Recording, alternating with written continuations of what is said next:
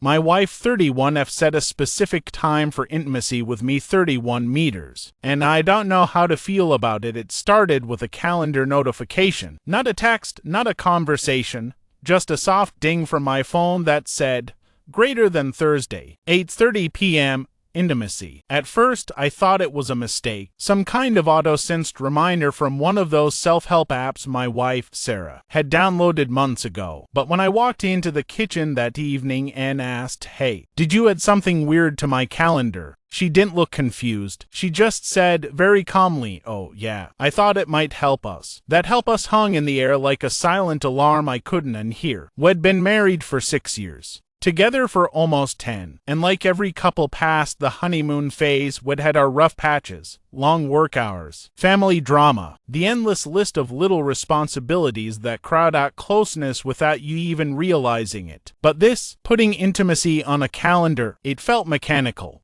like we'd gone from passion to productivity. That night, I couldn't stop thinking about it, not because I was angry, but because it made me question when exactly we had started treating something as natural as connection like a chore that needed scheduling. And yet, Thursday came, and she followed through. We'd put our daughter, Emily, to bed early. Sarah lit a candle, the same one we'd used back in our first apartment, and sat beside me on the couch. She was nervous, I could tell, but she smiled. "You don't have to make it weird, you know." I laughed a little too loudly. "In not making it weird. It's just 8:29 and I feel like I'm about to clock in." That earned a small smile from her, but it didn't reach her eyes. Then she said something that broke the air between us. "Greater than I just want to make sure we don't lose us completely." It hit me harder than I expected, because under the awkwardness, under the scheduling, under all the quiet evenings spent scrolling in separate corners of the room, there was fear, her fear, that we were becoming roommates instead of lovers. And maybe she wasn't wrong. So,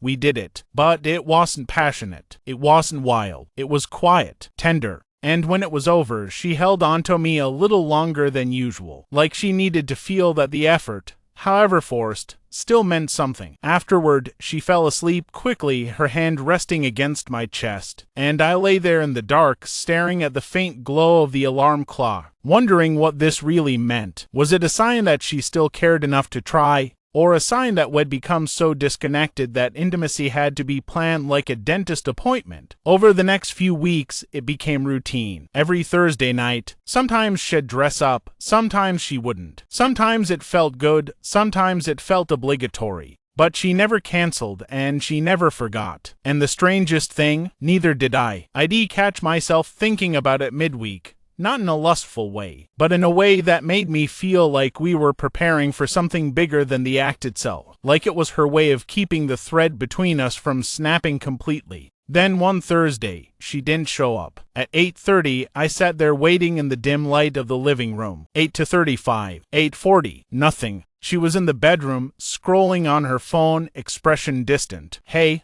I said softly. "You okay?" She nodded without looking up. "Yeah, just tired. Rough day." Something in her tone, detached, rehearsed, made my stomach twist. I wanted to tell her it was fine, that we didn't have to do it. But deep down, I wasn't okay, because for weeks I'd treated those Thursday nights as proof that we still had something. And now, with one skipped night, that illusion cracked. The next morning, I asked her if we were okay. She sighed, long and heavy, and said, "You always ask that like there's one simple answer." Then she looked at me, really looked at me, and said, "Greater than I'm trying, Jake. But sometimes I feel like you only notice me when I put myself on your calendar." That stung because it was true. Somewhere between work deadlines, fatherhood, and exhaustion, I'd stopped being present, and she'd noticed. The schedule wasn't about control. It was a lifeline. Her quiet way of saying, "Please don't forget that I still exist." That night, I deleted the recurring event. Instead, I sent her a text,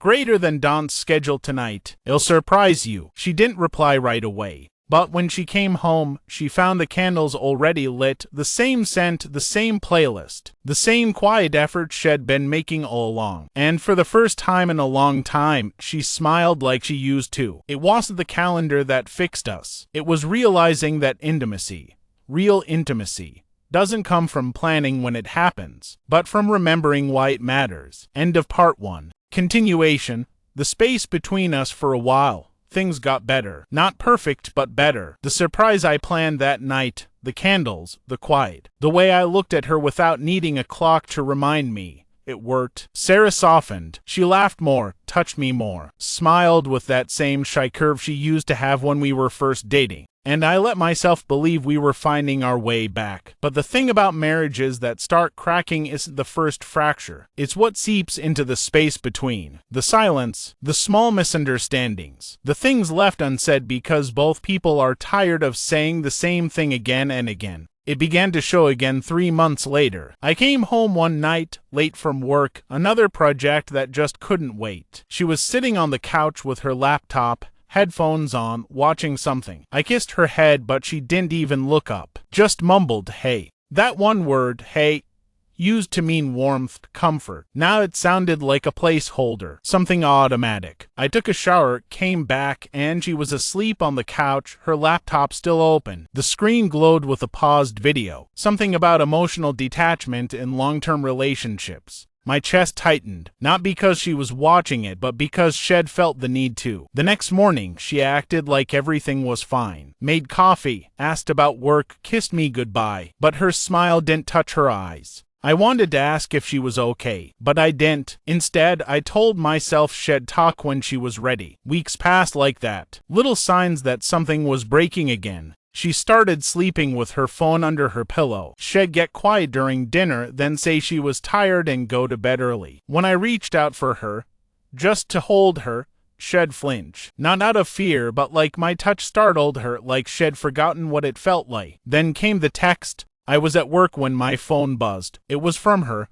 Greater than "can we talk tonight? It's important." Those 4 words ruin your whole day, don't they? You keep checking the clock, counting down the hours, replaying every argument, every silence, every what if until you've exhausted every possible version of the disaster that's coming. When I got home, she was sitting on the bed. No candlelight, no music. Just her. Small and tired. I sat beside her, waiting for her to speak. She took a deep breath. "I've been seeing someone." I didn't even understand at first. "What do you mean seeing?" Her eyes glistened, but she didn't cry. "A therapist." The word therapist hit me like a wave of relief and guilt mixed together. "Oh," I said, stupidly. "That's good. I mean, that's great, actually." She nodded. "Yeah. It is." But it made me realize something. I waited. We've been living like we're scared of each other's feelings. Like if we talk about what hurts, everything will break. But it's already broken, Jake. We're just pretending it's not. That night, for the first time in years, we didn't argue. We didn't cry. We just talked about how we'd become strangers in our own home, how we'd started measuring love by effort instead of emotion, how intimacy had turned into proof that she cared, that I noticed, rather than something born out of wanting. It was raw and painful, but it was real, and for a moment I thought maybe that honesty could save us.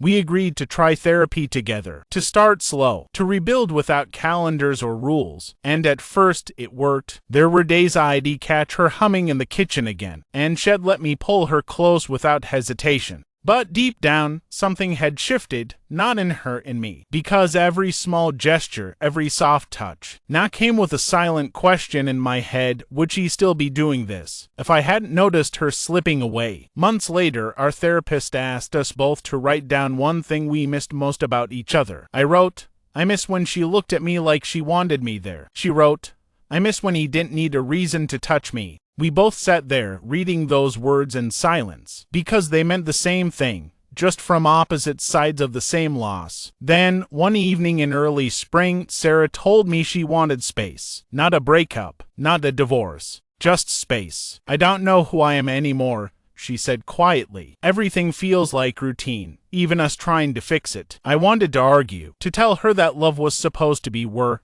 But looking at her, I realized she didn't want to hear logic. She wanted to feel free. So I nodded and I let her go. For 2 months, she stayed with her sister. We texted sometimes, small things, updates about Emily, nothing personal. But every night, I still kept her side of the bed untouched. And every Thursday night, I'd still catch myself glancing at the clock around 8:30, remembering the soft glow of that candle, the way she'd once tried to keep us from fading. One night, she called. Her voice was soft, unsure. "I saw you deleted the calendar," she said. I thought it was what you wanted. She paused. It was. But maybe we threw away something that was trying to help us. Like scheduling love? I asked, half bitter, half broken. No, she whispered, like remembering that love needs time, even when it's inconvenient. We didn't get back together right away. It took months of therapy, distance, and painful honesty to even start rebuilding what we'd lost. But when we did finally meet again,